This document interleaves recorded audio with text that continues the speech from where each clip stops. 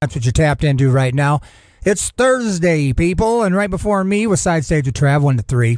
4 to 5, I come skippily doodly deedly in via window or the door or osmosis infrequently, but it still happens. I peer through the wallpaper every once in a while. Canna-Talk ND with Wilson. We talk about cannabis in a positive light, cannabis legalization in the state of North Dakota, and the struggles of legalization, pressures, etc., and just unique stories that happened in the last week in our entire world.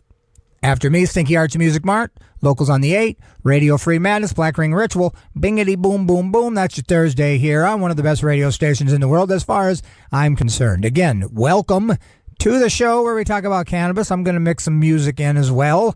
I'm going to talk about stuff that, you may not care about. But again, I thank this radio station for giving me a platform. In November, it'll be 3 years. I've been blowing through your ear hole on the benefits of cannabis, and I'm not going to stop anytime soon. I believe cannabis was created by God himself, our creator, who I worship twice a week. And now at 417 Main Avenue at the regional office center, we flipped the warehouse into our church. It's pretty sweet. It faces right into downtown facing north, and then the train goes right and blocks the windows when it goes by. It's cool. But anyway, I show him props for creating this awesome plant.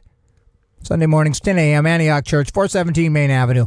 Come see us. Now, this show is brought to you by Black Cottage Alchemy. Black Cottage Alchemy on Facebook, blackcottagealchemy.com, or get on your electric bicycle powered by solar and have a room over here downtown in the heart of Fargo, Totochi Products, and pick you up some of this body butter. And while you're in there, New Approach North Dakota got a little petition to sign that hopefully will get on the ballot and we'll vote on it in November. You probably get sick of seeing a petition at these particular places. Orange Records has got one too, but that's how things get done. You don't stop, and you can feel that, the discouragement. I get sick of signing. Tochi was telling me, we get sick of signing. I'm not signing this one. Well, that's not how cannabis gets legalized, and especially in a state where you're fighting uphill both ways. And so that's what's happening. Shout out Black Cottage Alchemy for sponsoring this show.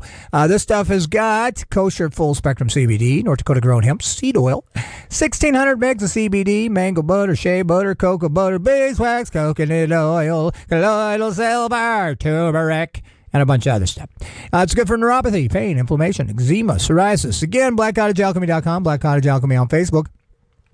Or you can come on downtown here and get on over to Tochi and sign the New Approach North Dakota petition. I got a small bone to pick with the campaign currently. It's not a huge deal, but it is a bone of contention. We'll talk about it after the next musical break. And at 4:20, we open a big fat bag of cannabis news. And boy, oh boy, I got some things to talk about as it happens. So strap on your resin soaked seatbelts. And we're going to get this show on the road. Again, Canna-Talk ND on Instagram will tell you when this show, minus the music, is posted. I've got some brand new trombone shorty. You're like, what? I'm like, yeah. You're like, what? I'm like, yeah. It's got Gary Clark Jr. Here we go. Yes, indeed. I'm standing here featuring Gary Clark Jr. That was Trombone Shorty here on KRFF 95.9, RadioFreeFargo.org, streaming wherever you've got something you can get on and get in and listen to. Right after me is Stinky Arts Music Mart, Locals on the 8, Radio Free Madness, Black Ring Ritual. Right before me was Side Stage with Trav, 1 to 3, and your boy now, Canna-Talk ND with Wilson.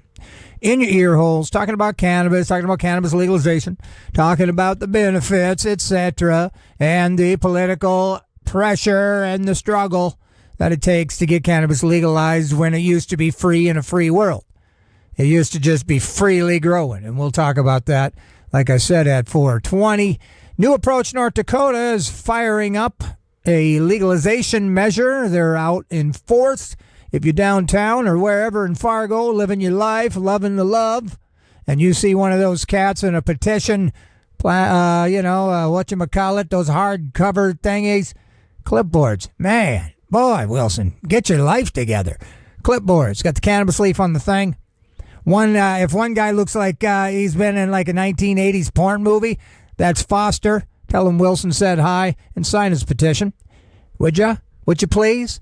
And I will talk about it quick. You can have up to 3 plants, which is awesome. And so that's what makes this kind of the standout measure. And it's a standout measure if you take it away, from all the other stuff that'll happen once it gets to the Capitol. And so, I mean, the chances of us getting home grow up to 3 plants, boy, oh boy, I pray at night, and I do pray at night, but I pray at night that we would be able to grow. Because again, I got a walk-in closet, 13-foot ceilings, no windows. I mean, I could get a timer for the light timer, seal it, be beautiful for 3 plants. But again, and then an up to an ounce, and then there's other kind of like dispensary type information. You can look it up, New Approach, North Dakota. I just wanted to give you guys a update. So again, New Approach, North Dakota, you can, I know you can sign at Tochi, and I know you can sign at Orange Records. So anyway, just an update. Their signature drive, and this was sent to me Wednesday. Signature drive continues to pick up steam. As of yesterday, we've collected over 4,000 signatures, roughly 25% of our way to our goal. And that's good news if they can keep pushing through this month, because what they'd like to have is 40% or 35%, if they've just got a couple months left in July. So when they get this on the ballot in November, they have to have the signatures by July. So that doesn't allow a lot of time, but we've got outside, the proverbial they, has outside money.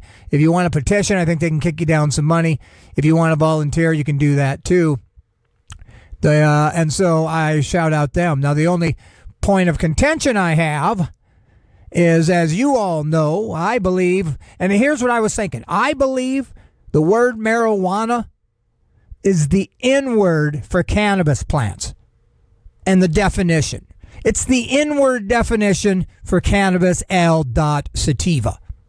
And so when it was created by a horrible racist, a capitalist pig, who tried to deflect and red herring using his buddy's newspapers, that marijuana was something that the Mexicans, it was a Mexican-created slang jive word to tell you that it was from the darker skins than you. That's why they called it that. That's not what it was called. They changed it to this to be a more derogatory, media-slanted, ulterior motive to call it that. And it's essentially enslaved the stinking cannabis plant ever since. So to see them continue to use the word marijuana in their advertisements, in their billboards next to the signatures, it really kind of punched me in the gut a little, because it's like these are the guys fighting for cannabis legalization, yet they're still using the slave, and I hate to use that, but the cannabis enslaved N-word to describe a movement that shouldn't be indicative of that at all. It's about freedom and non-bias. It's just let the plant grow and let it be used for what it be used for. And it's cannabis sativa. Marijuana is not the real word. Again, it was used as a media slant to get you to look at it negatively with a group of people. And that would have been the Mexicans. And there were some horrible things said that cannabis made Mexican and, black people do to the whiteys. Google it. Henry Anslinger. All right. So anyway, I'm getting sidetracked from this whole thing. But again, I'm not saying take them all down and put the word, reprint them. But man, come on. Stop. I mean, you're the voice. You're the one out there. So, be a role model and stop calling it marijuana. It's stinking cannabis. Cool. But again, it's a great measure. New Approach, North Dakota. If you want to volunteer and get paid, go to their email. They've got 4,000 signatures, 25% of their way there. So that's brand new information for me, and that's great news for you guys. It's about time for a musical break here. I've got a little more Willie Nelson and some brand new Black Keys. And again, man, good old Willie. He's the poster child for longevity. Use a little cannabis, put out an album after your birthday in 96, I think he is.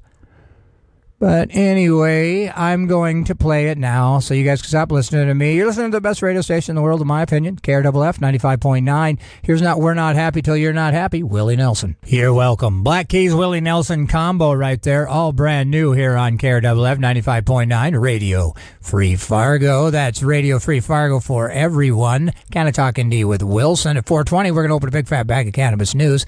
And man, we're right on the cusp of that as we speak. Programming on 95.9 Radio Free Fargo, KRFF LP, is being underwritten by Fargo Noise Fest, June 10th through the 12th at Seagrave Studios. Doors open at 5 p.m. That's right by Red Raven Espresso. Fargo Noise Fest 3 is a 3-day exposition of avant-garde, experimental music, and performance art. The goal of the event is to catapult the FM area into the global conversation concerning the experimental underground. Headlining acts include Jason Kahn from Zurich, Switzerland, White Phosphorus from Austin, Texas, Compactor from New York City, 37 acts in all. For more information, check at Fargo Noise Fest on Instagram or search on Facebook for the event page. Weekend passes available at the door or at Orange Records. Fargo Noise Fest 3. Now, let's get this Canna-Talk ND with Wilson on, should we? I don't want to wait any longer. Let's do it. Yo, it's Wilson from Canna-Talk ND. You know, the super awesome show you're getting ready to listen to. I think you should go and subscribe to the YouTube channel. I'll wait. Okay, enjoy the show. And we'll fade it out. Hello, everybody. And by buddy, I mean bud. How's everybody doing? You guys ready to hear some news on cannabis? I know at least one of you is, so let's get going. Again, new approach North Dakota has got a measure currently circulating. There's petitioners out. There are stores stocked, locked, and ready to rock with a petition to sign 3 plants, announce you can have dispensaries where you need them, and you can go to New Approach North Dakota and read it specifically. But that's what's going on. So if you see them out, support them. If you got extra time, get out and get some signatures. And one of these days, we're going to get cannabis legalized. Because again, if I just got a text that said Fargo's in a blackout right now, and they didn't give a reason. What in the world do you think that even means, blackout? You know what I mean? Because I just got a text from my apartment building that says we got a blackout issued from the city of Fargo. What in the world do you think that means? I got a show to do. Doesn't matter. But anyway, cannabis legalization.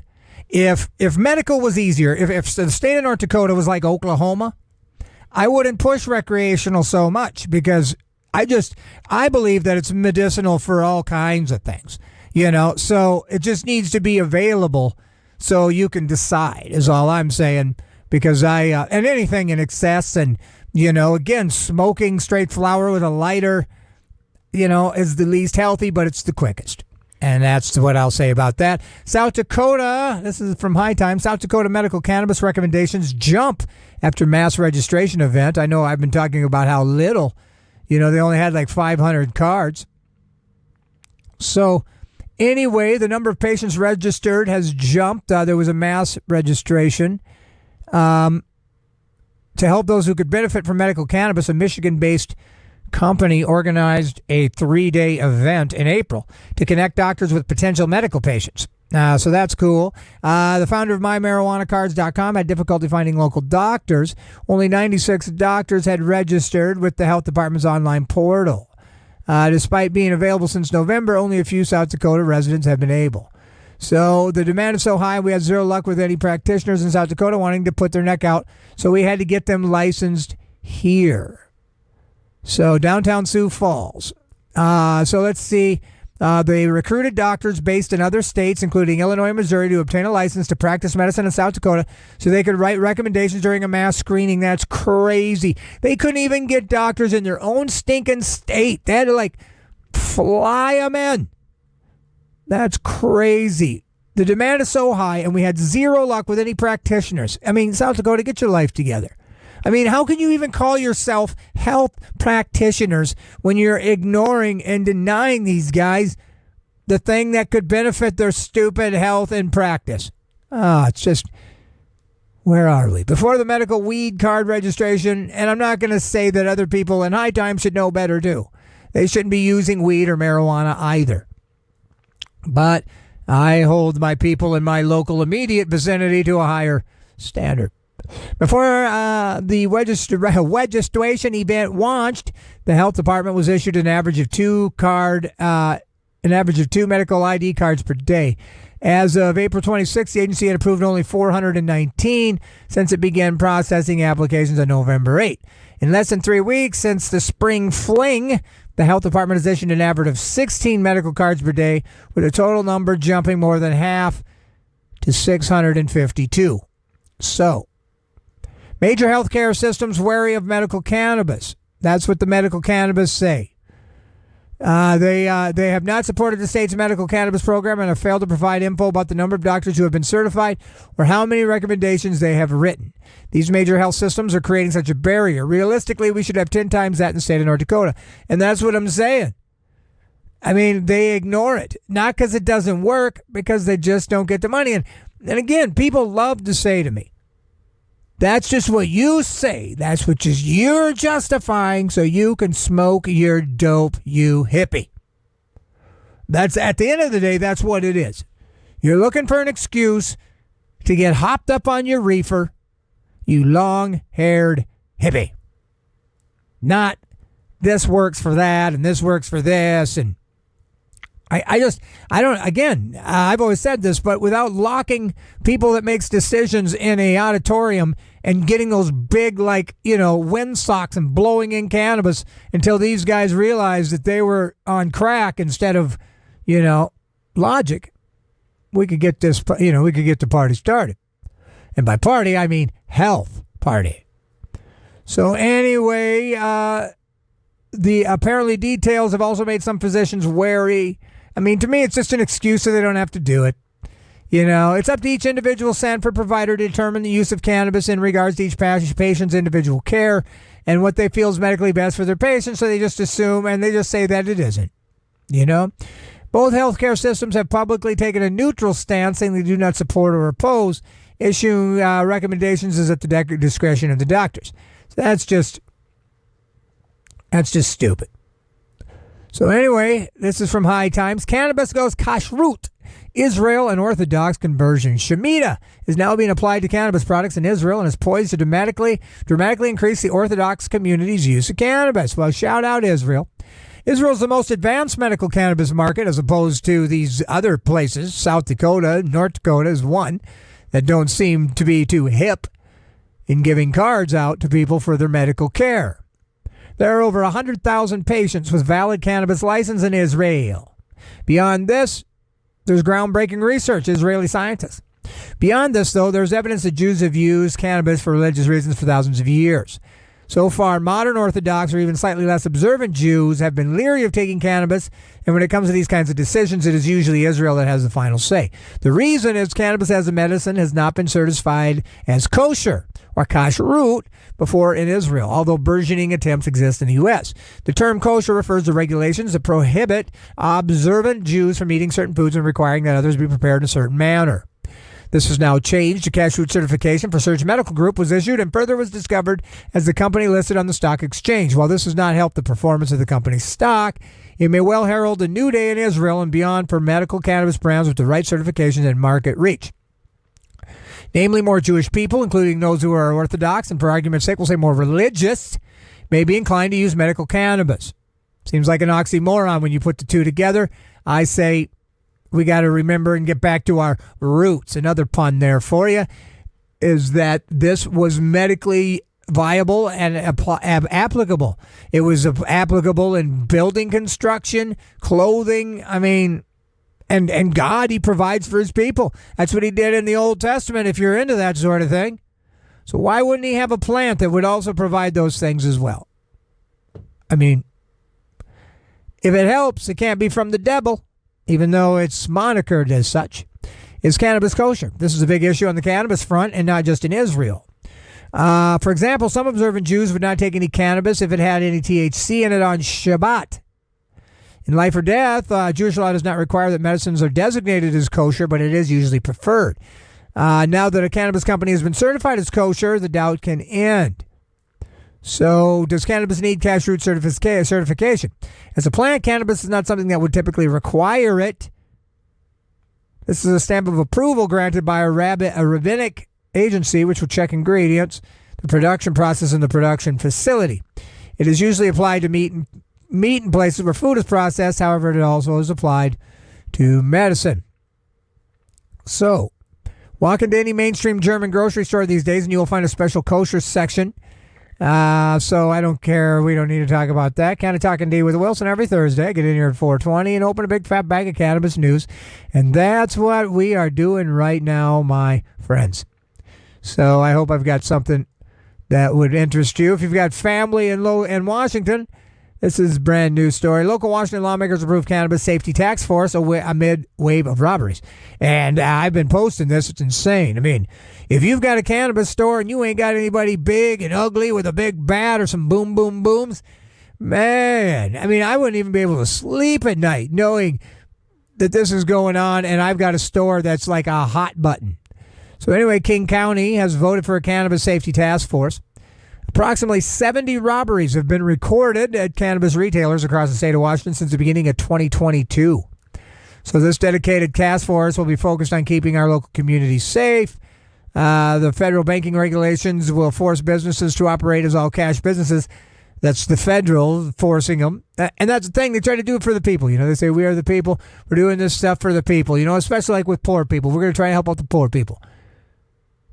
Except you're making poor people by not allowing these guys to do transactions that isn't all cash, to be safer. The state's okay with it, and you're okay with the state being okay with it. But when it comes down to money and your own whatever, your own selfish da-da-da-da-da, I'm not loving it. The proposed cannabis task force would be formed by the sheriff's department, so that might be good. As a part of the legislation, there is a motion to analyze how the approximate $4.6 million in a marijuana tax revenue that was cut from the sheriff's office funding in the 21-22 biennial budget is being used. Yeah, that's a good question. Let's analyze where that money went. Let's do that. So, let's talk about my boy Christopher Walken. Christopher Walken outs himself as a longtime cannabis smoker.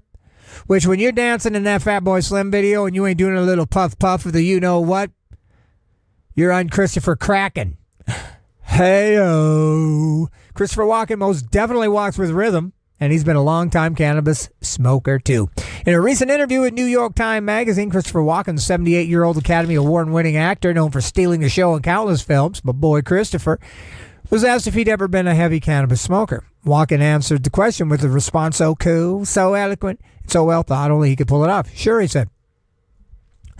In an effort to extract more juicy gossip from the beloved Hollywood star, the interviewer followed up asking, do you still smoke? And again, Walken delivered a one-word answer.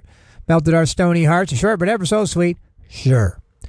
Walken hasn't portrayed stoners in any of his films, though he did inspire one of hip-hop's most smoked-out legends, the notorious B.I.G. In the 1990 gangster film King of New York, Walken played drug kingpin Frank White. Besides once literally crowning himself the King of New York, Biggie also referred to himself as the Black Frank White, in direct reference to Walken's character. Today, Biggie's son, C.J. Wallace, owns and operates the Think Big cannabis brand, which debuted with a limited edition Frank White creative blend of pre-rolled packs. As for Walken having ever tried any Frank White, he didn't give up any information. So, my boy Christopher Walken, verifiably cool. Now, this is from Cannabis Moment. California governor proposes cannabis tax cuts to combat illicit market because they've been getting so greedy. They've been getting greedy. And so I just want to say, because I think I'm going to say this until I forget to say it every week, is that cannabis has been outselling tobacco and alcohol consecutively for several months now, and it doesn't look like it's going to change. Cannabis is outselling the two things that have been the downfall of domestic situations, cultural situations. Oh man, tobacco and booze is of the devil.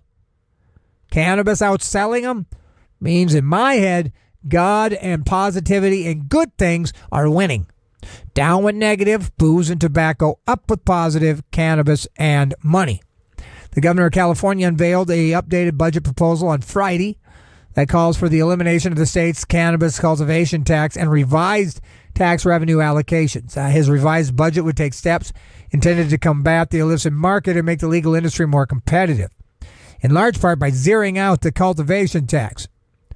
So, eliminating the cultivation tax would allow farmers and businesses to lower prices.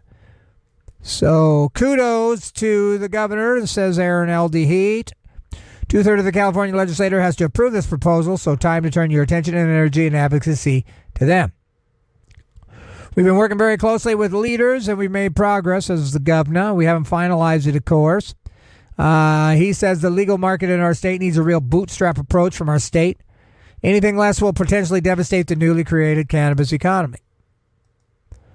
So, what else we got to talk about? I got so much stuff to talk about, I don't even know where to begin. So, new study confirms safety of CBD. The FDA plans to regulate, I think. A new study of more than 1,000 people has confirmed the safety of orally ingested cannabidiol products and provides data that addresses the U.S. Food and Drugs concerns about the safety of CBD. The data in the study looks really good. It's highly significant, and the chances of it being wrong are very, very small. Well, cool. We don't need to focus on that, do we? Now, check this out. High Times Magazine. This is an interesting thing. Increase in cannabis pollen linked to illicit growth in Spain. Researchers from the Polytechnic University of Cartagena, probably pronounced it wrong, have come to an interesting conclusion. Recently, the amount of cannabis pollen in the air has increased dramatically. It is not unreasonable to postulate, as the Polytech scientists have now done, that the total amount of illicit cultivation in the region has increased significantly in the last 4 to 5 years. Scientists in that town I can't pronounce have been tracking cannabis pollen for decades. What a wild job. The 3 cities are located just across the Alboran Sea from Algeria and Morocco. Morocco. What they have found most recently, beyond an uptick in overall volume, is that only a small amount of the particles in the air come from North Africa. What? This too's on trend. Authorities have noticed that there's been an increase in cultivation in Spain and a lower dependency on hash coming in from abroad. So, it looks like there's a Spanish cannabis uprising. Most people, starting with the government, have focused on the club industry. The illicit cannabis cultivation, not to mention use, is widespread in Spain. This is something that authorities are belatedly getting a handle on as they try to figure out how to legislate a situation where the horse has clearly left the barn. Where the horse has clearly left the barn. As of last year, the government began formally considering how to recognize the medical efficacy of the plant. Go to Israel and use theirs. However, it clearly doesn't stop there. Bootleg Spanish products are showing up all over, and not just at the CBD kind. The Spanish intend to resist the obvious, and will do only one thing. So, pollen testing confirms the obvious. The Spanish pollen test appears to be the first of its kind. Most studies of air quality have been focused on the emissions in Colorado and California. So, in Europe, the last major study found that the highest levels of THC metabolite have been found in cities. In Croatia, Netherlands, Slovenia, and Spain. So, that's crazy. I don't know how they can figure that out, but they are. Let's talk about David Letterman, shall we? He recalls smoking cannabis and being mystified by pitchers mounted at a Yankees game. David Letterman once smoked a joint before a Yankees game and got so high that he doesn't recall who won, but he does remember becoming fixated on the pitcher's mount. The TV host shared the anecdote about his cannabis experience in the late 70s, early 80s during the interview with NBC star Kevin Durant, who also talked about his own relationship with cannabis, even though the league maintains that players aren't allowed to use it. Netflix released a clip. It shows the host casually discussing the ongoing stigmatization of cannabis, even as more states move to legalize the plant. Durant, who plays for the Nets, talked about his partnership and how they're trying to figure out ways to change the narrative around athletes and cannabis. Basketball players have been making headlines for admitting that currently uses cannabis, and how he said that he's actually high right now during an interview, despite NBA's ban. But Letterman had his own noteworthy experience to share. My experience with it was that I lived in California and I was much younger and everybody was doing it. In the late 70s, early 80s, I can remember going to a Yankees-Angels games, and my girlfriend and I smoked a joint before the game, and I kept thinking, wow, that guy is standing on a mound of dirt. Whoa, it's actually a mound of dirt. The host asked Durant whether the profundity of that revelation meant he had smoked the wrong type. The athlete assured him that he was smoking the right kind if you're thinking about stuff like that. Durant also said that from his perspective, the focus on the dirt mound signaled that Letterman is really a curious person who can take a step back from the situation and contemplate the seemingly mundane. In any case, Durant's cannabis admission has been catching the bulk of the internet's attention since the clip was released. Specifically, people seem to be somewhat surprised to hear the Nets players being open about his use when NBA policy still lists cannabis as a banned substance. But now, while NBA won't be subjecting players to random testing, they said that they will continue to test for cause cases where players have history of substance abuse. This action from NBA came on the heels of a national discussion about cannabis testing policies for athletes. Rhode Island cannabis legalization bill heads to Senate and House floor following committee approval. So that's good news, huh? Let's see. Cannabis legalization linked to decreased use of alcohol, nicotine, and opioids. So, I mean, come on. It leads to decrease of all the things that are plaguing us right now. Here we got another article. Cannabis legalization tied to significant reductions in prescription drug use. Here's another one. State with legal cannabis have less impaired driving. So, I mean, come on. Michigan cannabis sales tops $200 million in April, setting a new all-time high. They've moved around $168 million worth of legal cannabis.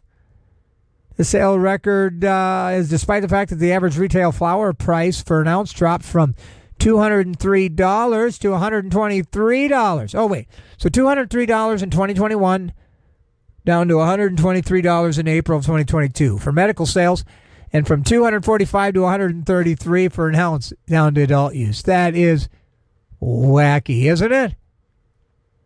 I still don't like Michigan. I don't care what anybody says. So, Sacha Baron Cohen, Borat, he was suing this dispensary that used a likeness of him with two thumbs up pointing towards the dispensary saying, it's so nice. It's so nice. It's so nice. Has dropped his lawsuit. Well, good. And they had removed the billboard. See, and that's the thing. For me, it was like they removed the billboard. Don't worry about it, you big baby. But Baron Cohen's attorney attested that the actor has never used cannabis in his life, never would participate in an advertising campaign for any amount of money. The lawsuit sought $9 million in damage. The lawsuit noted that Baron has never allowed his character's likeness to be used for advertising purposes for anywhere. He turned down $4 million to appear in a car commercial. But the billboard along a Massachusetts interstate highway was removed 3 days after they sent it to cease and desist. So it's like, what's the big deal? But again, South Dakota, they've got their signatures, and so it's heading to the ballot. So it's that's interesting, and it'll be neat to see how that kind of plays out. Canna-Talk ND with Wilson every Thursday. I get in here 4 o'clock, 4:20, open a big fat bag of cannabis news. This stinking Thursday was no stinking different. And speaking of stinking, right after me, it's Stinky Arts Music Mart. Locals on the 8, Radio Free Madness. And so I hope you stick around for that. They're doing music, so less talking. So if you didn't like talking, we got music coming up. So, programming on KRFF 95.9 FPFM is being underwritten by Rough Cut Social. They are Fargo's ultimate entertainment destination for axe throwing. Enjoy fun with family and friends, a stellar team building excursion, or book your party. Rough Cut comes complete with a full beer and wine and soda bar for your perfect time out. They're located at 1100 NP Avenue, Suite 102 in Fargo. Check out Rough Cut Social for more info. Again, Canna-Talk ND with Wilson every Thursday, 4:20. Open a big fat bag of cannabis news. And this Thursday, I was happy to bring you some news about cannabis. New Approach North Dakota is currently pushing a ballot initiative. And so, depending on where you are, go and look and see. But if you're in Fargo, I know Orange Records and Tochi Products has the petition. And that's good news. So let's play a little music. I'd say so. So here's brand new Chili Peppers, One Way Traffic, 95.9. And that was Red Hot Chili Peppers, One Way Traffic. That's off their brand new album here on KRFF 95.9. Streaming at RadioFreeFargo.org. I want to thank you guys for joining me here at KRFF. Canna-Talk ND with Wilson. That's what you've been tuned into. Stinky Arts Music Mart is on deck. And I can smell him from here, and I don't even think he's inside yet. So I would imagine that it's going to be a really good show. If that's what that means. This show is brought to you by Black Cottage Alchemy, blackcottagealchemy.com, Black Cottage Alchemy on Facebook, or downtown here at Tochi Products. While you're in here, sign the petition. And at Orange Records, educate yourself on the benefits of cannabis so you can educate others as well. I'm out of here. I'll see you next Thursday. I'm going to jump off a little early here just for fun. But again, cannabis legalization in the state of North Dakota is happening. And if you want to sign, go to the website or go downtown and find the guy who looks like a porn star. Tell him Wilson said that you need to sign his petition. And I'll see you next Thursday. Again, up next, Stinky Arts Music Mart. And right now, David Allen, Judgment Day. Peace.